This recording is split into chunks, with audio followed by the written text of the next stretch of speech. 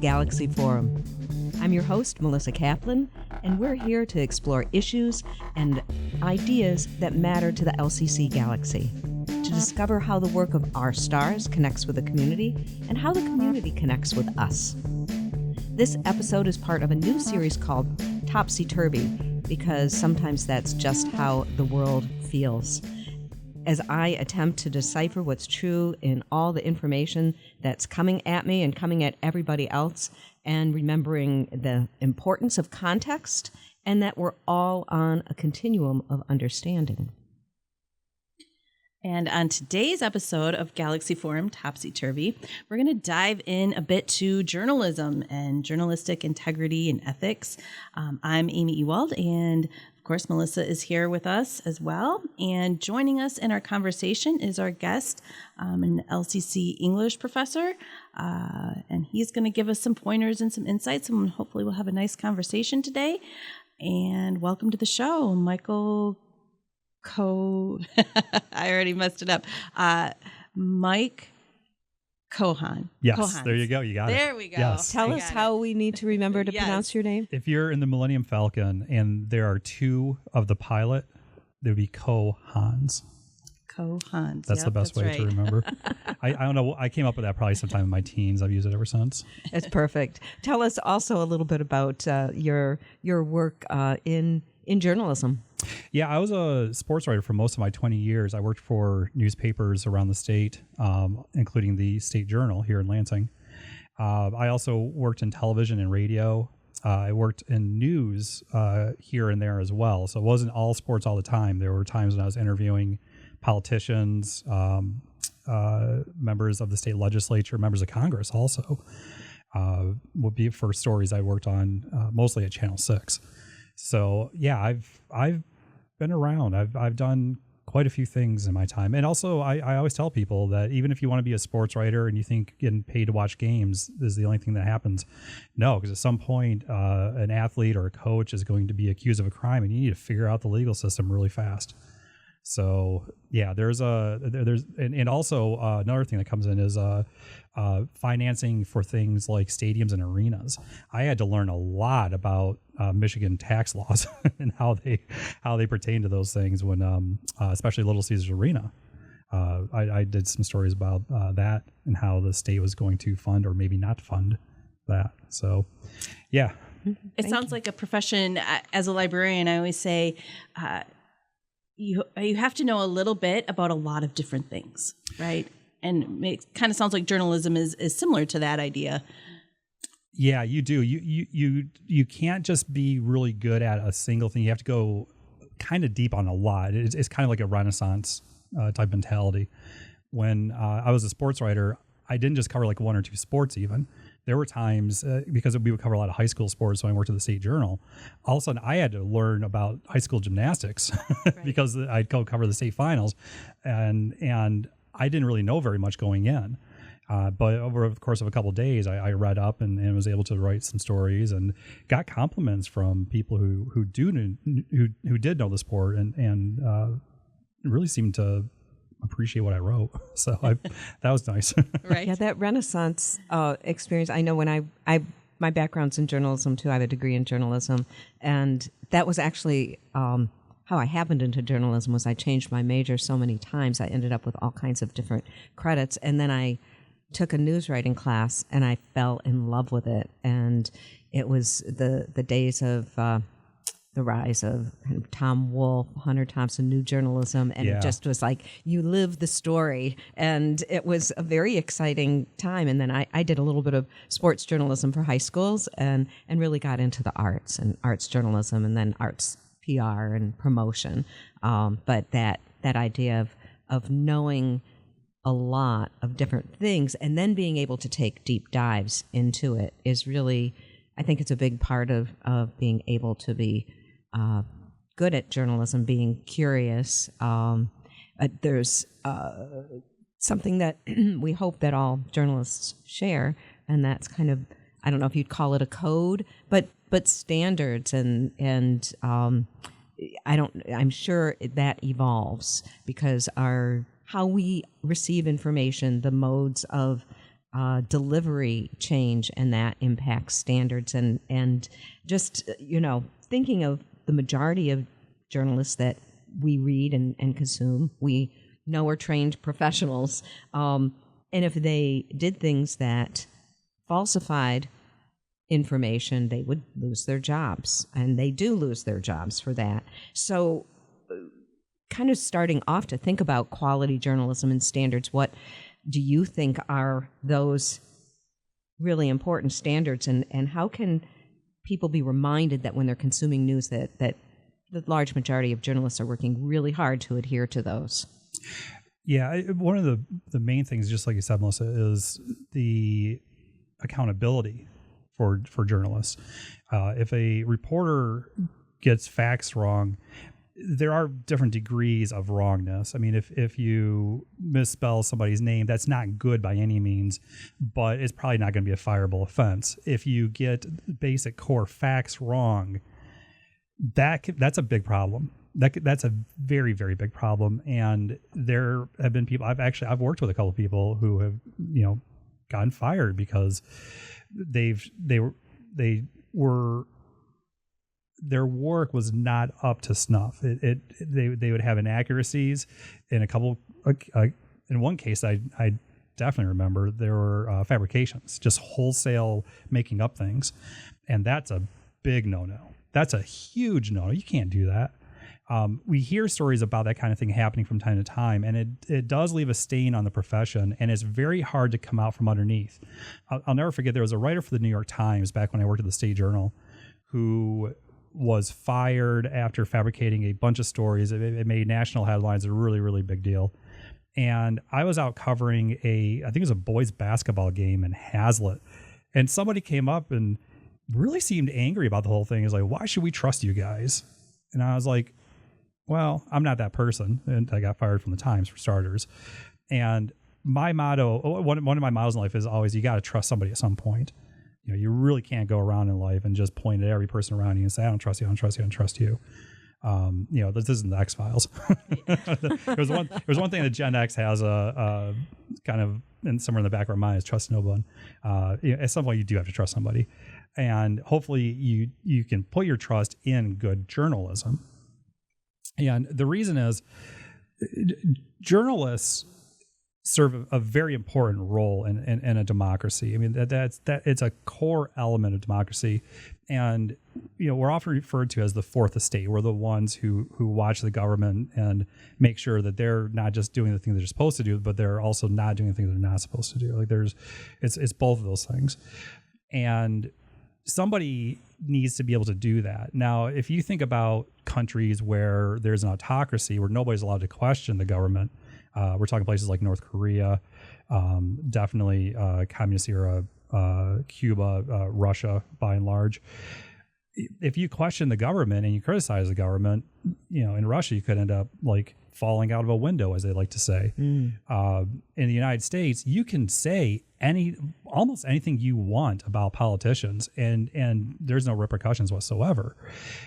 But part of that is also criticizing and making sure that people are held accountable. And that's where the media really, what its sole biggest function and purpose is. I always say that as a sports writer, I had one of the most worthless jobs on earth because I was covering sports. Like, really, at the end of the day, how much does it matter? A lot. Well, I mean, it's a quote I actually got from Rick Riley, who was a columnist for Sports Illustrated for decades. And he said something to the effect of, if there's a nuclear winter, I'm the most useless person on earth. And he said it tongue in cheek, but I mean, there's a little bit of truth in there too. But a good reporter and good journalist always brings forward, here's what's happening, and allows, and this is the key element here, allows the public, the readers, the audience, whoever, to decide what to think about what's going on. And these days, that's a really hard distinction. There are many media outlets out there that have blurred the line between fact and opinion, and they've kind of morphed them into like the same thing. And the biggest, I don't want to sound too mean here, but I really don't like them. The primetime cable news programs, they are nothing but opinion. And they go around and tell you, oh, we're all facts. You know, we don't put spin on anything. It's just, it's a top. That's how much spin there is on those shows. They don't really have, I mean, they'll ground their opinion in some sort of fact sometimes, maybe even most of the time, if I squint hard enough. But they try to tell their audience what to think. And reporters, journalists generally do not do that. They just say, here's what somebody said, here's what happened, and then let the audience figure out what it thinks about the situation. Yeah, I think that there is often a confusion, in part a lot dealing with the cable news and that of what is the difference between a journalist and a political pundit or political commentary versus news, and it comes from both sides, whatever cable news, but they have these people, and like you said, they're sort of telling you what to think and how to think about something and offering their opinions. So I think that's a very good point to sort of bring out. I also wanted to comment on that idea of what is the purpose of a newspaper originally, right? It is to tell you sort of the basics. What happened, where it happened, who was involved, you know, who, what, when, where, why, right? The common things. So in teaching students information literacy and library instruction and stuff, we try and distinguish a lot between, you know, what is an opinion piece or an editorial that you find in a newspaper versus, or political commentary that you're hearing maybe on the news versus, you know, just a news story telling you this is what happened, and the basics of the facts of the matter. Yeah, it's interesting. The history of newspapers, there's almost like a coming full circle of the mix of fact and editorial. Originally, broadsheet newspapers were nothing but opinion. The goal, there's usually some rich person, because printing presses were very, very expensive back in the day, still are, but only very rich people could afford them, and they were pushing their agenda on the masses. And when enough newspapers kind of entered the marketplace, so to speak, that's when the move toward fact-based journalism, where you have just tell people what happened, let them decide, mentality started to come around for journalists, and the core ethics that we see these days at most major news outlets really came into place. Now, newspapers, I always say newspapers are always the best at doing that, as saying here's a wall between these two things. There are some newspapers that don't really like to do that, but by and large, your local newspaper does a great job of that. But the cable news, it's that mushing of the two again, almost like the original broadsheets, and that's, it drives me mad. I will poke my head into cable land once in a while just to see what's going on there, but by and large, I try to avoid it, just because I prefer to just get the facts, and then if I need to make a decision about how I feel about a thing, I'll just do it on my own. Yeah, that's so true. You just know whichever cable station you pick, you're going to get their point of view and their whole panelist point of view on any particular topic, and that can be reassuring when you pick, align with whatever your outlook is. But it also I think it really limits. But it's sort of human nature to want that reinforcement. I think this, and so I'm going to reinforce that by consuming information that reinforces that. Yeah. and there are, it's not that those are not legitimate sources, but they do have that bias. And with something I always think about is the limited amount of time that people have and the amount of information.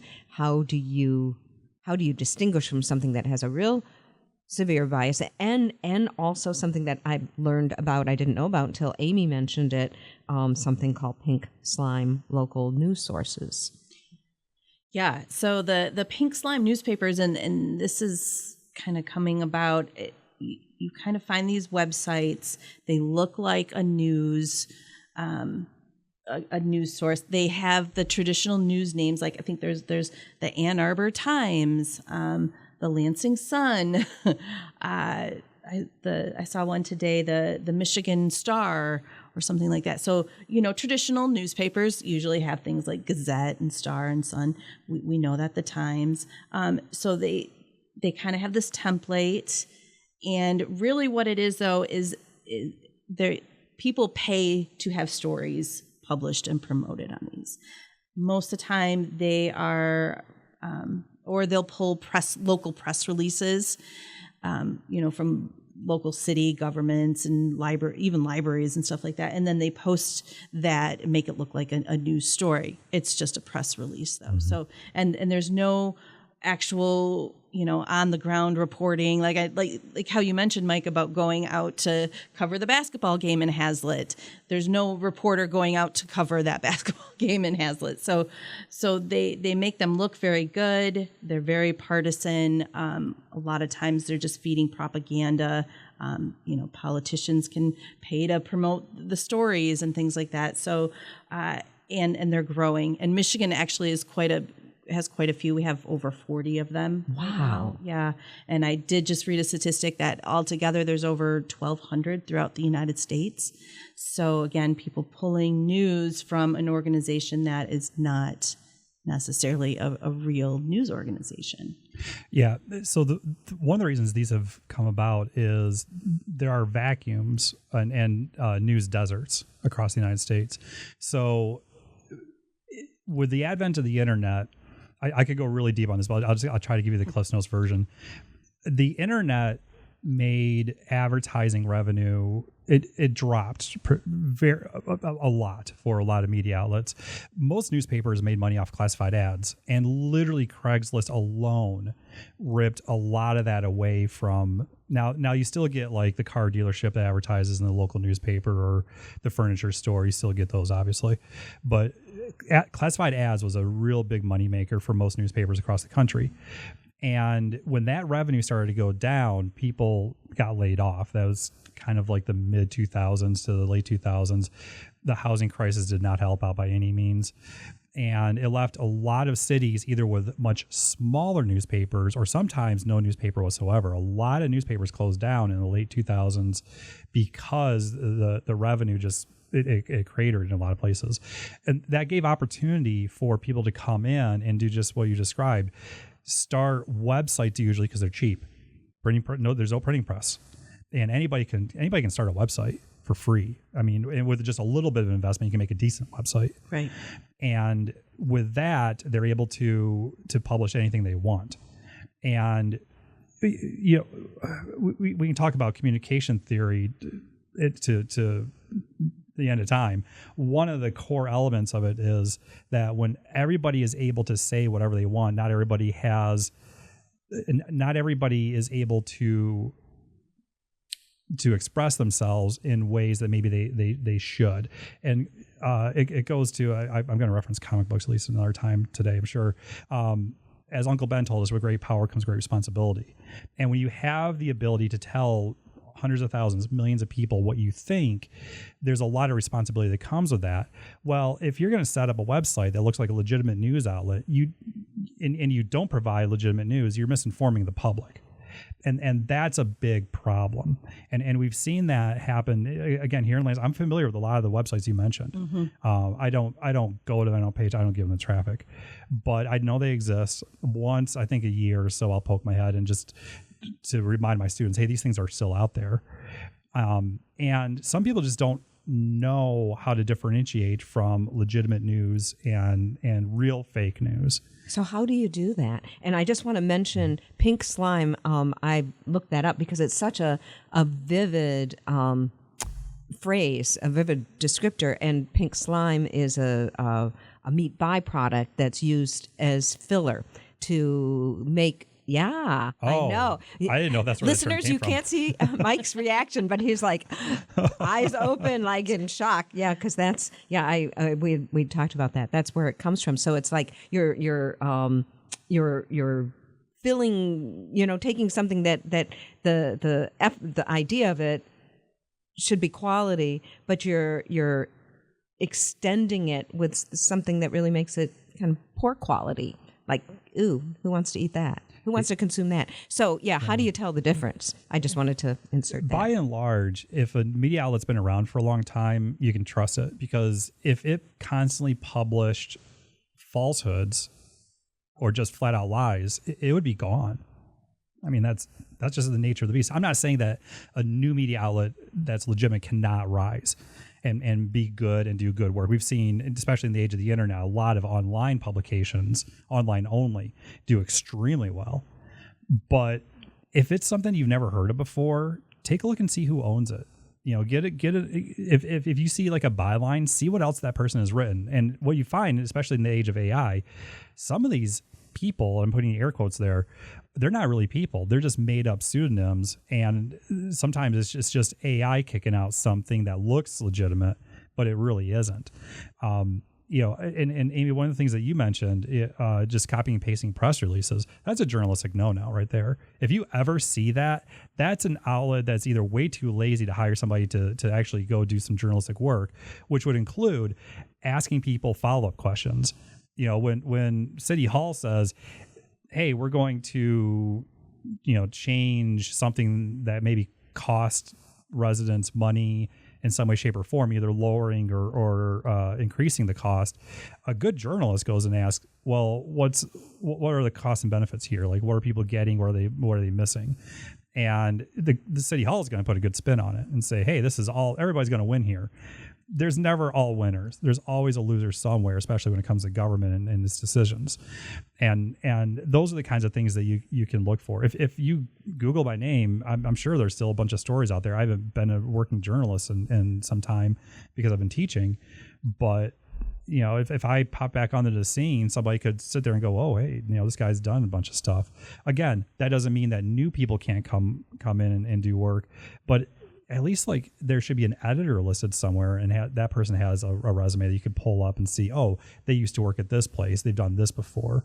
They've won these awards maybe. Yeah. And I know you, Amy, have done classes. And I think I know we have a notes section for each podcast episode, and we could include some links, because the information that you've put together is really wonderful in terms of how do you analyze what's legit and what's not. And we don't have time to go into that today. I can't believe we're already nearing our end. We probably have about 5 more minutes. So we want to save this for talking, but we can put links in that would be helpful to our listeners for that. You mentioned everyone can say what they want. There's all these sources out there to navigate. There's also the propensity of take bits and pieces of what people have said and use those, take them out of context. I mentioned context. I just want to share a brief story, because I will start by saying I'm highly embarrassed that I fell prey to my own lack of sort of seeking context for something I heard on the radio this past weekend and jumped on it. I heard a statement saying they're coming for our jobs. I'd been listening to This American Life on this wonderful station, Michigan Public, and I wrote the news editor, and I got a wonderful response right away. He had listened to the whole context, and he explained that what preceded that statement, what I hadn't heard, was that the broadcaster was talking about a Blue Lake Fine Arts Camp program for students in broadcasting, and in jest was saying they're coming for our jobs.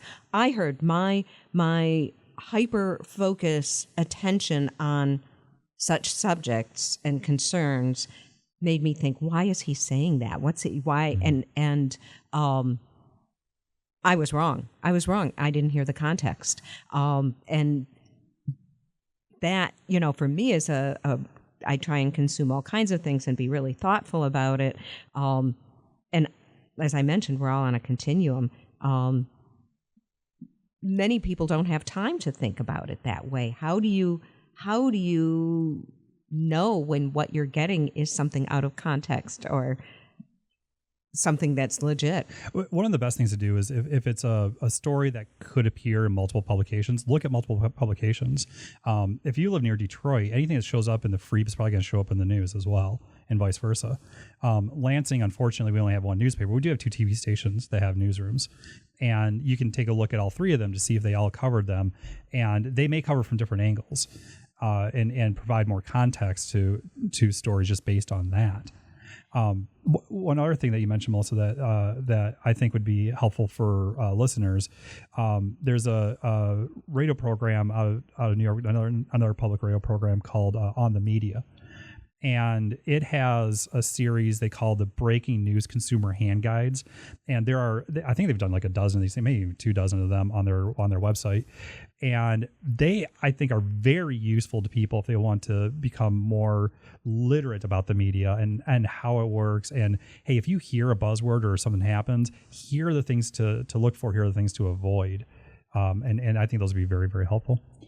Yeah, and I would say that too about checking sort of multiple outlets, right?